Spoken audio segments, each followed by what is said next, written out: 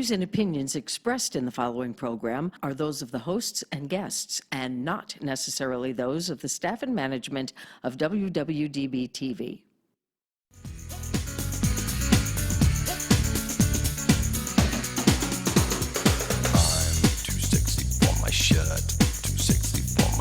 So sexy it hurts, and I'm too sexy for Milan, too sexy for Milan, New York and Japan.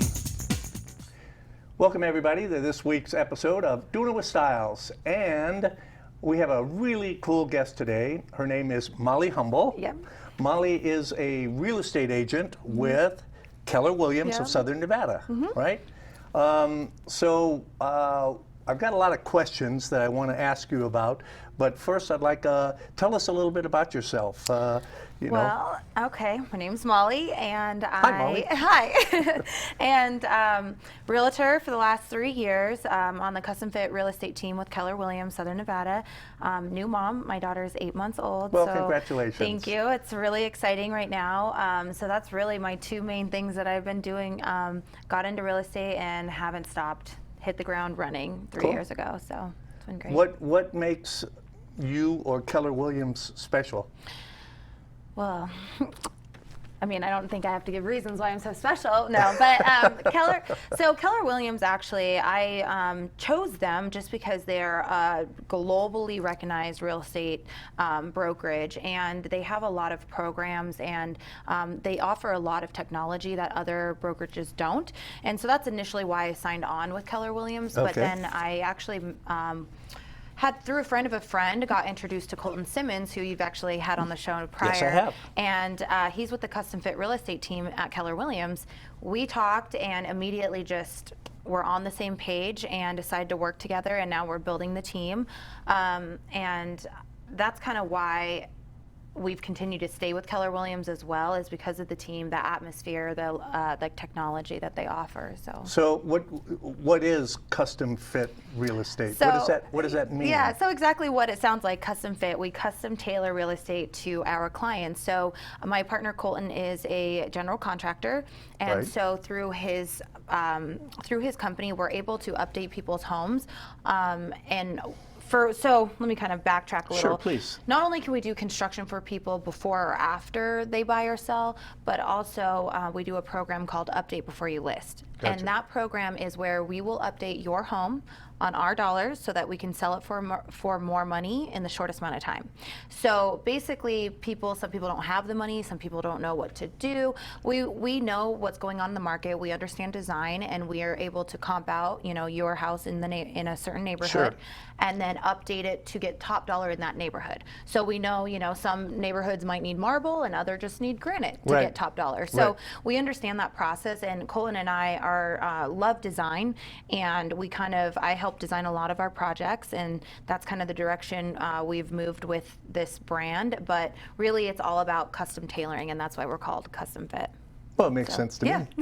So do you have a specialty within those parameters that you specialize in? Or? Well, that's essentially our specialty. It's Okay. really, I like to do a lot of listings. I work with buyers and sellers and investors, but listings are kind of really the bread and butter. That's where we can come in and really work our magic as far as construction goes.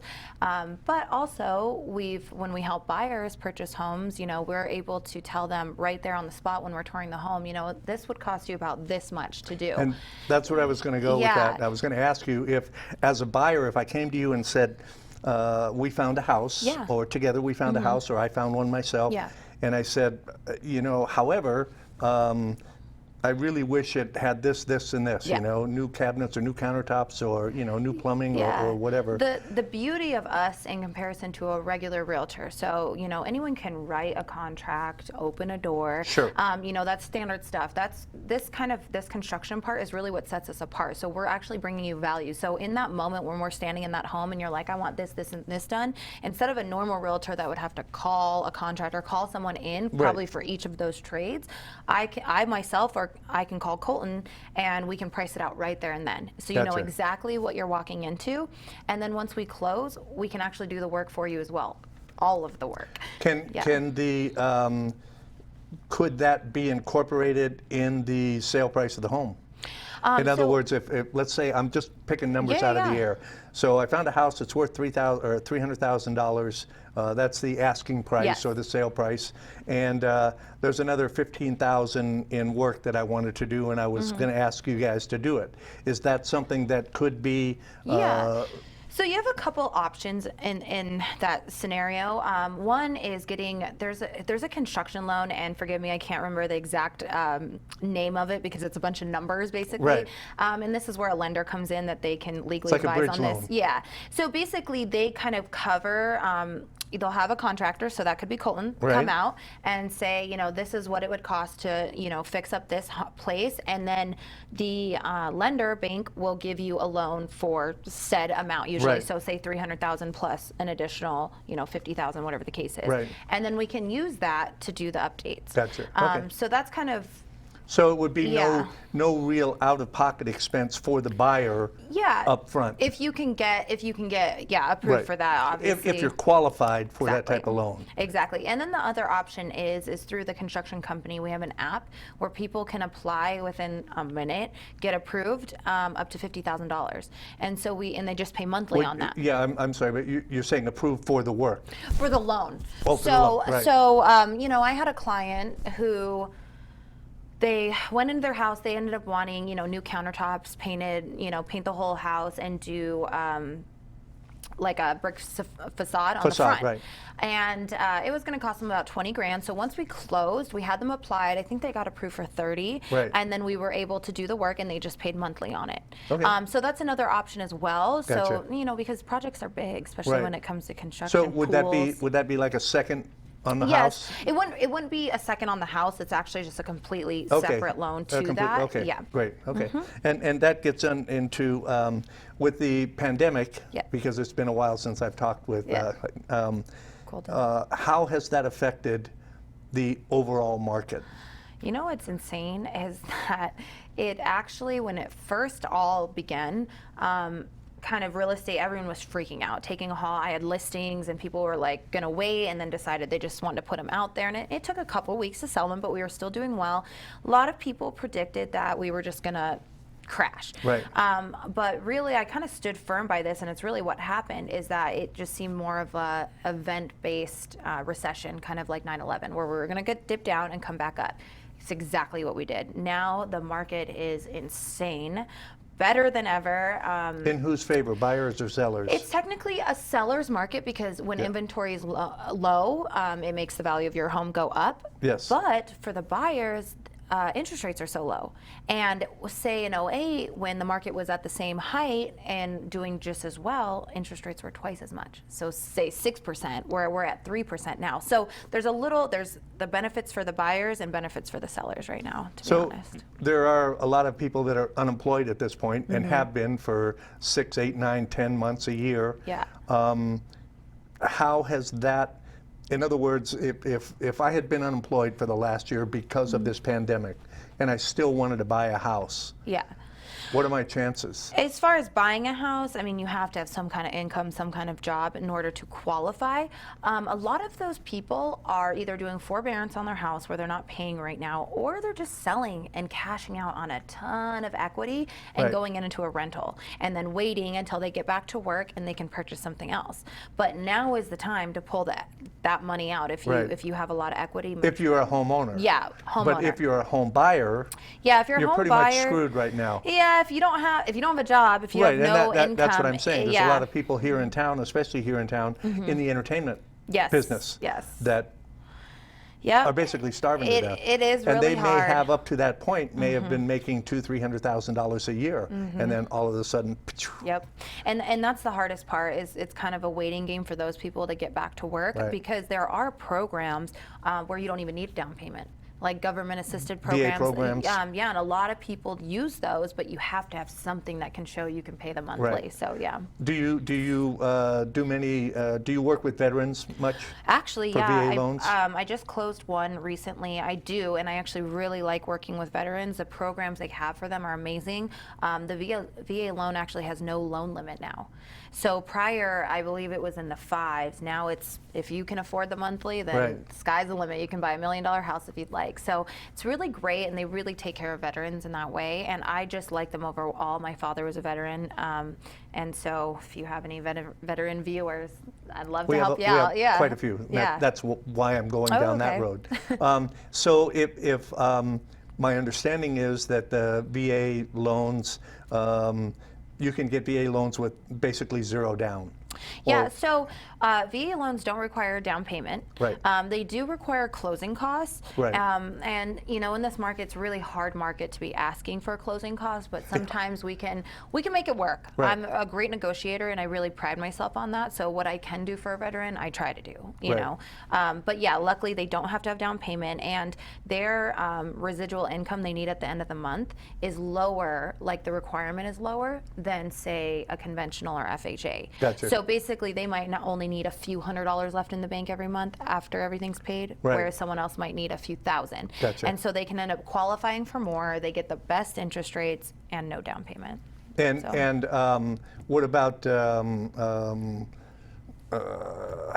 credit ratings? I'm sorry. Yeah. Credit scores. What is there? Do they have do the VA, as opposed to a conventional loan, have a floor or a ceiling? You know. In other words, you have to have a credit. You have to have a credit score of at least blah blah blah blah blah. You know what? I have to. So it's changed through the pandemic. It kind of was one thing, and then it fluctuated, and things were kind of changing on a daily basis. I really couldn't speak to what it is today. No, I'm not asking you the amount, but they do have a minimum. Yeah, I believe it's the mid sixes, because that's what. FHA is, but again, lenders have to legally advise, so I don't want to give any. Yes, but you don't have to have necessarily the best credit to still get approved for a VA, which is great. So how tough have lenders been during this pandemic? It got really, really tough there for a minute, because they just weren't sure. They wanted to secure their loans, and they just weren't sure where we were headed. I would say as of the last month, the not lending laws have gotten looser, but not as stringent. Let's say that. So we're kind of loosening up a little bit more. But not as loose as they were 10 years ago. No, not when it was just. If you made $12 an hour, you could afford a $500,000 home. Exactly, and that's what the mess they're trying to avoid now. So we're still stringent, but not as stringent as maybe say 6 months ago. So. Gotcha. What do you love most about your job? You know what? I really love and got into real estate, one, because I like to solve problems, honestly. I like to be a problem solver, and this seems to be an industry where there's a lot of problems, a lot of issues. It really mixes your personal life with business, and that can get really sticky. So love that. I love design. And ultimately, I really love just helping people. And that's why a lot of people have always asked me, why haven't you gotten to commercial, or why are you only doing luxury, or whatever the case is. But I really just enjoy the process of helping someone really achieve their real estate goals. So I've helped investors buy, multiple properties, or I've helped just families buy their first, home when they're having their first baby. And it just, either way, there's a fulfilling, I get fulfilled by it, really. Cool. So. What's the worst part? What do you hate? What are you just like, oh Those same God, people not I love. Not another one. Oh, no. The same people I love can be the same people that drive you crazy. It's, I think it's with anything. You're in sales. You're basically a service. You're a service industry. And with that, you have multiple personalities, and you have people who think they know better. There's always that person, and it's like, why are you hiring me then? Just get your license if you feel like you know better, kind of thing, And it's a tough spot to be in, because customer is always right. Yes. But sometimes I just let people, if you don't want to listen to me, I'm not going to keep pushing it. Yeah. I'll let you learn your own lesson. And it happens a lot where people are like, well, I want closing costs, and I want this, and I want that. Why can't I have it? Well, when you're competing with 10 offers, I'm sorry, it's not my choice. You're not going to have it. Yeah, we'll give them your offer, but there's 9 other people that are probably going to beat you out. Exactly, and I'll do it 3 or 4 times until they finally take my advice. And it's like, sometimes, it's kind of like a parent. You kind of just let them eventually fall, and then they realize. Yeah, so and they learn. I think that's the hardest part, and you're really trying to be sympathetic. But like I said earlier, you're mixing your personal life, your finances, business, all these things that you wouldn't normally mix together, and you're trying to balance all of those things. So it can be emotional, and then more of that business side, financial, and it can get sticky. So. And buying a house is really a pain in the butt. You know, we try to make it not such a pain in the butt. I know, but it's the nature of the beast. Yep. It is. It's a pain. It screws up everything. Yeah, and, you know. It can definitely be a process, and that's why at Custom Fit we really try to kind of take a lot of those burdens and do a lot behind the scenes so that you're kind of getting the good. Right. You know, like I'll never come to you with a problem without a solution. Yes. Essentially. And so we try to streamline it more than the average and just make it very simple, because this is already complicated, let's not make it more complicated. Right. You know. So. And make it a win-win situation. Yep. Win-win. So there's a lot of companies out there that you know, we hear on TV and the radio about you know, hey, and I don't remember the names of any of them, and I wouldn't tell you if I did. But they are, you know, hey, we'll buy your house, no problem. You know, just send us a video of the house, and we'll give you a price, and you know, you don't have to have people tromping through. And it's what's the deal with that? Okay, so some of those people are very similar to, say, iBuyers, meaning like Zillow, OfferPad, these people who will just, you know, I think on the surface it tends to look really good, and for some people it might actually be a good option. It is. If you're a person that maybe has a ton of kids and dogs and pets, or all these people you need to get out of the home to show, and it's just more of a nightmare, maybe taking that offer where they just give you cash is the best way. Or you need to get out quickly. But what these people really, they're saying, oh, I'll give you $500,000, but really there's a list that you find out later that they're taking this, and this off, and realistically, you could have hired a realtor, probably made more money, you know, even with the commissions and everything else. And that's what people don't really understand. So some of these people are saying, oh, we'll buy your house and do this and that. Like, there's a lot of fine print under there, you know, and rightfully so. I mean, what are they going to buy and not know if you even took care of the house, you know? And I have a friend that did that. Yeah. And they were working with a real estate agent. And I think because of that, they made out pretty well. Yeah. And was able to, because they had the thing on the market for almost a year, and just were not. This was 2.5, 3 years ago, maybe. Yeah. And they just weren't getting the.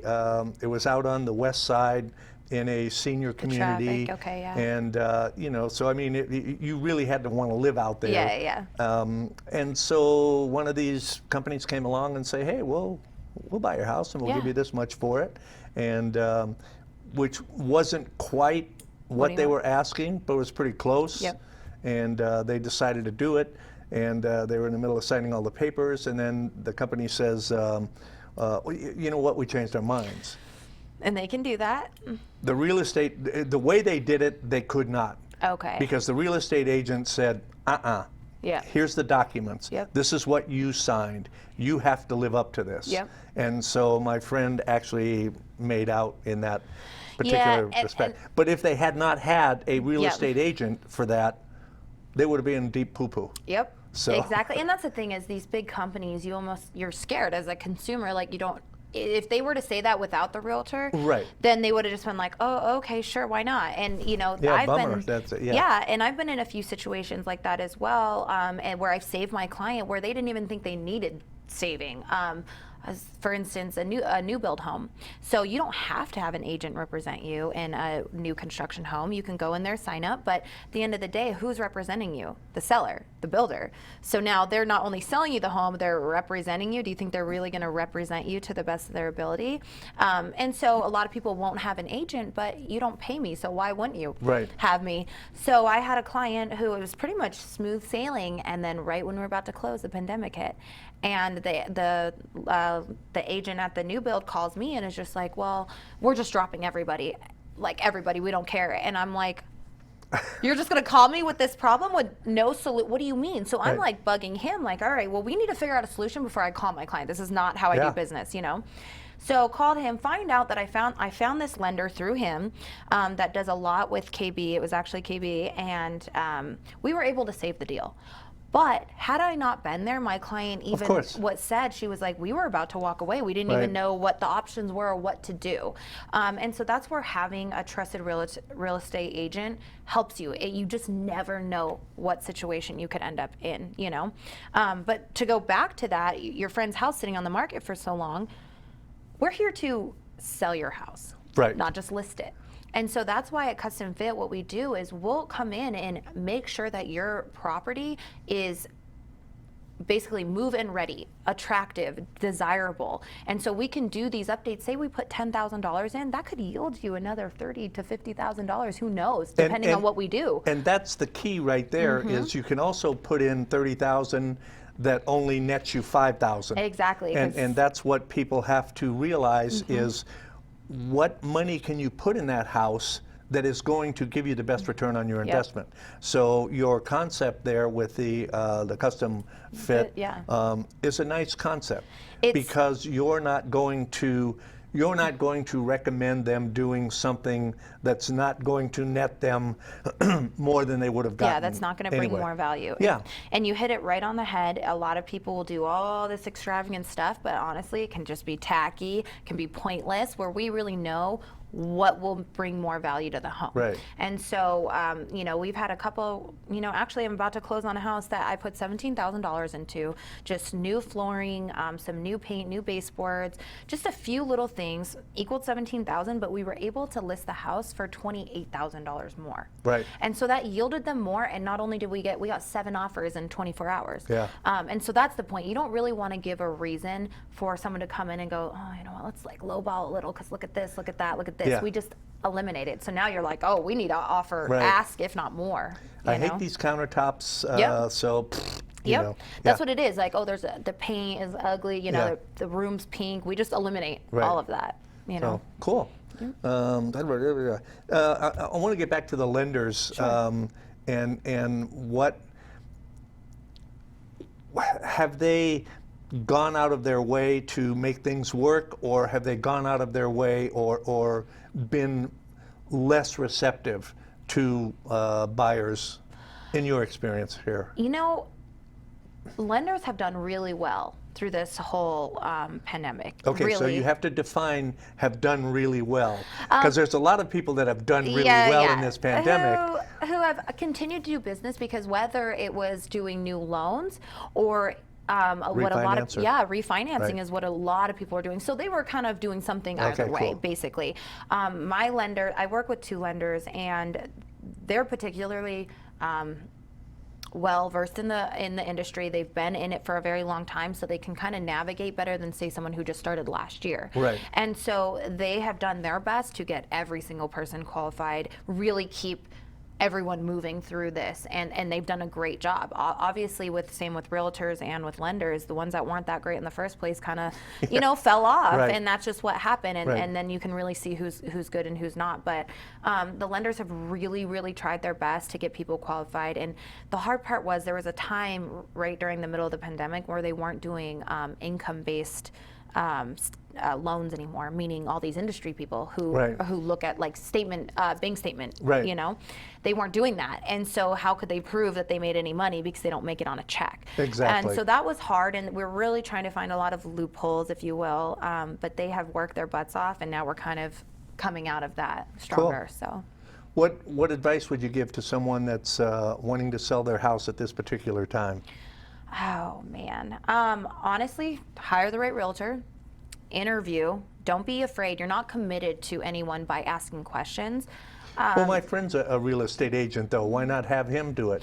You know, a lot of people say that, you know, but what is the worst that could happen if you and I met for 15 minutes? Right. You know, what's the worst that could happen? You could get more information. You could decide that we want to work together. You know, there's nothing really bad that could happen with more knowledge. And that's what people get so afraid of. They're like, oh, I don't want to offend my friend, this and that. Well, I'm actually going out with a friend. Is your friendship worth $20,000? That's what I'm saying. Is your friendship worth $20,000? Because, you know, your friend might be great. Your friend might have done a few deals, but I've done XYZ, so this is a business decision at the end of the day. So I actually had a friend I'm going out to show houses to today. We've just known each other a long time, not really friends, just acquaintances, and they have 3 friends that are really good friends of theirs. And, you know, when I had a sit down with them, a buyer consultation, they were like, you know, we chose you just because we feel, you know, you fit this, this, and this, and it really sucks because we don't want to tell our friends, but this is a business decision. And honestly, I felt honored, you know, because when I first started, people weren't calling me like that. People were like, well, you're new, you know? Right. And I had to build my reputation, and I have, so. Well, look at it this way. if you and I are friends, and I say, hey, I'm going to sell my house and I want you to sell it for me, and the deal doesn't go quite right. Yep. There Now goes our friendship. Yep. So, you know, and it there's that happens, too. and it happens a lot. It happens a more lot. than most people realize. And it's not worth it sometimes. Right. So I think being a professional, you just really have to understand that if someone doesn't know 5 realtors, then they probably don't have friends at this point. So, you know what I mean? So at the end of the day, it really has to be your decision, and interviewing all your friends, you know, making it more professional is a better way to really see who's going to do what for you. In this market, people are like, well, why does it matter? All the houses are selling so quickly. Yeah, they are, but there's plenty of things you could run into, but you want the actual transaction to be smooth. Not just, oh, I can put a for sale sign in your house, it will get a few offers. You need everything else to go smooth till the end, you know? So, excuse me. If, as a real estate agent, and I'm trying to figure out how to ask this question so it makes sense, because it makes sense in my head, but I think when I ask it, I'm not sure it will.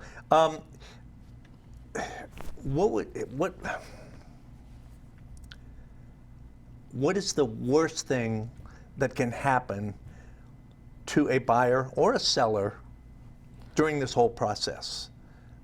I mean, I know there's a lot of pitfalls in using people who are not experienced. I've been in construction most of my life. Oh, okay. And so, I mean, I have always said, hire a licensed contractor. Amen. That's what Colin is. Right. Yeah. And because, yeah, I know my brother-in-law does this, or, you know, he used to do this for a living and blah, blah, blah, and he comes over and he falls off the ladder and bang, and, you know, things like that. So there are some legal issues that can come back to bite you in selling or buying a house. I mean, it's such a loaded question. There's so many. That's why I was trying different things that could narrow happen. it down to where. But to your point, like the construction, that's why we have a licensed contractor, because there's a few other realtors in town that are trying to kind of do our program, but they're hiring Joe Schmo. They're not a licensed contractor, and that could end up blowing up in their faces if something goes wrong with the work. You could lose your house. Yeah. It could, something that goes wrong with that work. One of the people working on the house or one of the subcontractors don't get paid, they file a lien, there you go. There's a lot of issues that they can run into, and that's kind of what separates us. I mean, as far as just buying and selling, I mean, there's so many things that can happen, but I would just say with hiring a great realtor, really interviewing, really doing your due diligence on that so that they can protect you from those pitfalls, really. Because there's things from the loan to the physical house to, you know, just title. There's a bunch of little factors in there. It's kind of hard to really say, like, this is the biggest one that could happen. But it's really making sure that you keep your ducks in a row as far as your financing goes, your job, you know, you saving money, because that could end up, some people start buying things and just spending all the money, and you're like, no, we need this for the house, you know? So I couldn't really tell you exactly one thing, but your realtor could. That's what I was saying. I was your great realtor could. So. What should someone know when they want to interview a real estate agent? In other words, what are the things that they should look for? What are the things that what are the questions that they should ask to know if it's a good fit? Well, one, you could definitely look up the person, Google them, see if they've, you know, what their reviews are on Zillow or on their website. You can kind of, especially in Vegas. Vegas is so small, you could ask probably a few people and find out about that person. Yeah, I know, you know 3 people that know you. Yeah, exactly. So that's not true, but yeah. So I think actually, I know 2 people that know you. Yeah, so, right now you do. So I would say looking up reviews, finding out more information about their company as well. So maybe looking up our construction company, seeing our brokerage, Keller Williams. It's one of the reasons I joined. It's a globally recognized name, you know, and that kind of puts some backing behind me as well. But I like to tell people, I'm like, interview them. Don't be afraid. People are so afraid to answer their phones, or well, they could tell me information I didn't know before, you know. Don't be scared to interview people, but ultimately, people like to work with people they like. Exactly. So, you know, if you and I could be saying all the right things and I could actually be really great, but if you and I don't really get along, we don't really see eye to eye, right. that transaction, it might work in the end, but we won't be happy through it. And you'll probably never refer me, and I'll probably be like, I hate this person, right. you know? And the opposite is true too. I mean, I might really like you, but I go, yeah, she doesn't know way nothing. I'd hire her. Yeah, exactly. And where'd so, you get your real estate license? Exactly, and I think that you can look up, you can actually, it's public information, how many houses we've sold, right. you know, what kind of, I mean, how many transactions we've done really is what you could look up. So I really like, one, just for people to at least meet you face to face, at least to talk to you, you know, and kind of see if you even get along, because then it won't even matter if I know real estate or don't know real estate, because if you don't like me, we it won't work, period. Right, so that should be the first step. First step. Decide absolutely. if you're compatible and yeah. you know, what kind of a working relationship you could expect. Yeah, and don't be afraid to ask, you know, if you're a seller, you know, how do you market? What do you do differently? Right. Like, you know, do you just put this in the MLS and wait for the phone to ring? Exactly, exactly, and a lot of people do. Maybe they won't tell you that, but you can always find out. And at the end of the day, you know, when I have people sign agreements with me, say a listing agreement or a buyer brokerage agreement, I always tell them, like, listen, if for some reason you feel like I'm not fulfilling my duties, we can break this. And I've never had to do it, right. but I like to let people know that I'm not strong arming them, well, you're gonna stay with me no matter what, right. you know what I mean? So definitely interview, I would say, is just really the step one. What, you talked a little bit about brokers, and for those of you who don't know, you really can't be an independent real estate agent yeah, you in have this to town. be under You have a to be, brokerage. you could be a broker and go out and do this, but you have you have to hang your license with a licensed broker. Yes, yes. And what does that mean? What does that, what do I care whether you're with a broker or not? Other than you're illegal. Yeah, but. legal, right? Yeah. I mean, essentially, a broker takes kind of all the legal responsibility. They're not only is their job to kind of help you, guide you, make sure that you know you are staying on track as a realtor. You know what the policies, right. procedures, laws are, but also a broker is really there, kind of like to catch you if you fall, you know what I mean? If you had a complaint against you, and they're really licensed to kind of help facilitate your business, but also protect your business. Right. And so kind of that burden leans on them, and that's why a lot of agents kind of don't ever get their own broker license, because they don't want the responsibility, even if they're only managing themselves, you know? But I feel like finding a great broker that brings you value and is recognized is really important, and that's why I went with Keller Williams. Right. Because if I cold called you, and I said I'm with Keller Williams, it's 9 times out of 10 you're going to know who I am. Right. If I say I'm with like Banana Real Estate, you're going Right. to be like, who? Huh? You know? And that kind of gets you the foot in the door. So that's what a broker does, protects you essentially. So I'm going to piss off some builders here. Yeah. This is personal. This is my own personal opinion, okay? I would never buy a house from a builder without my own realtor. So I do a lot of new builds. I don't know how I got into it. It just, when I started my career, I just started doing them left and right. So I love them. I'm kind of the go-to, well, not kind of, I am the go-to on my team for all new builds pretty much, because I've been to almost every property here in the Valley. So I do pride myself on that. And you're right, you should never go unrepresented, because one, it's the seller. They're not working for you. They're working for themselves. That's exactly right. So you don't know what because incentives. I've been on both sides of that fence. You know, I've been the builder, and okay. you know. Yeah, you don't know what incentives there are. Are they telling you all of them? Right. Like, you don't even know if this isn't your 10th, you know, new construction home, what to even ask for, how you could ask for it, you know? And so that's where I come into play, where I can ask for things that you might not even know exist or even an option. Exactly. You know?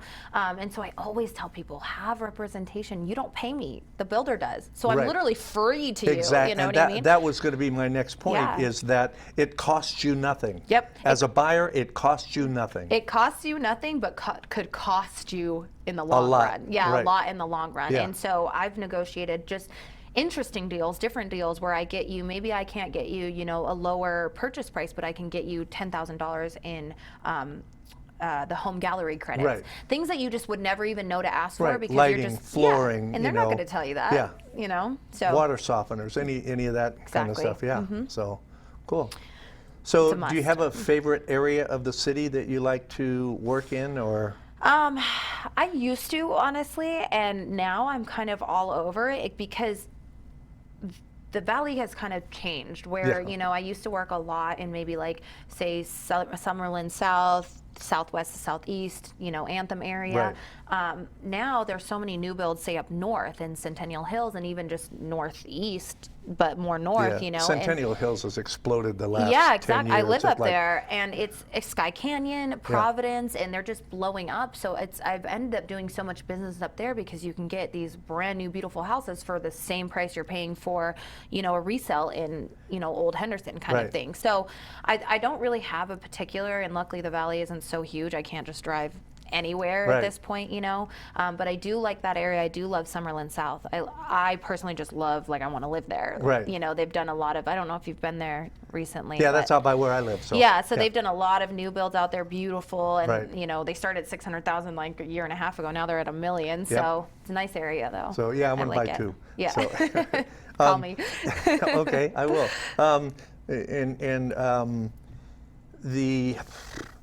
Is there an advantage to buying a newly built home or one that is already built?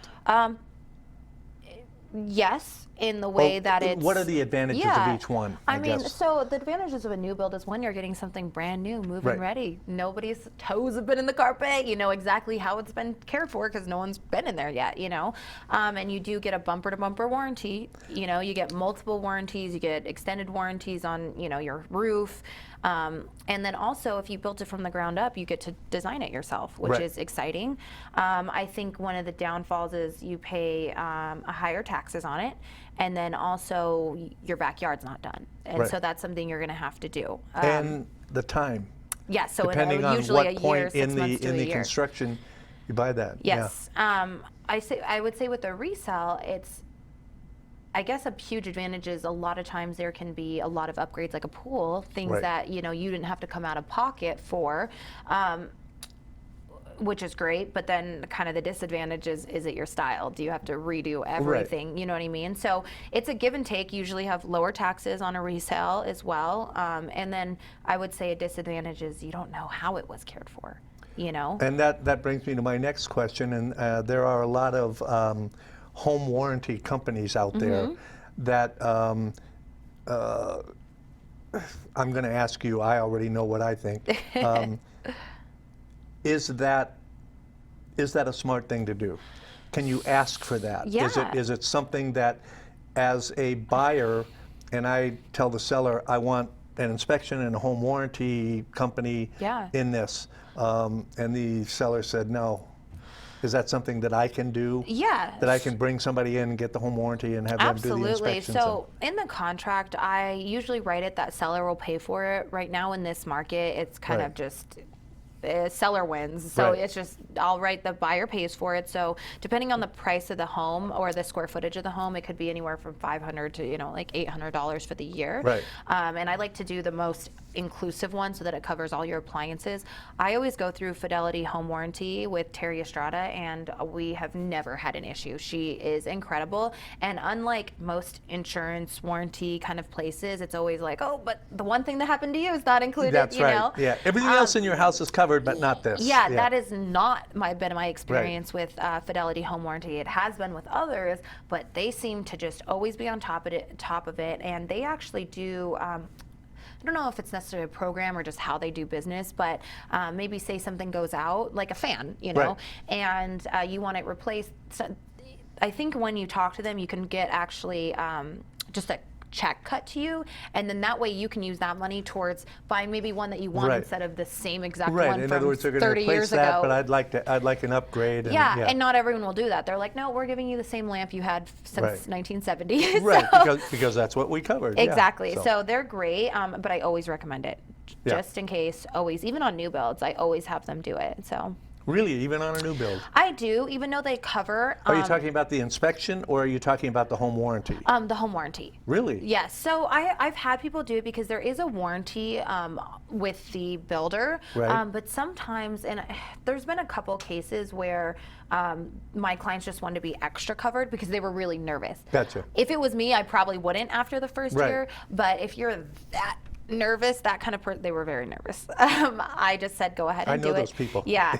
It's never necessarily a bad thing to be triple, double covered, you Right. know, but a little extreme for a new build, to be Yeah. honest, but to each their own. So we're getting kind of close to running out of time Yeah. here.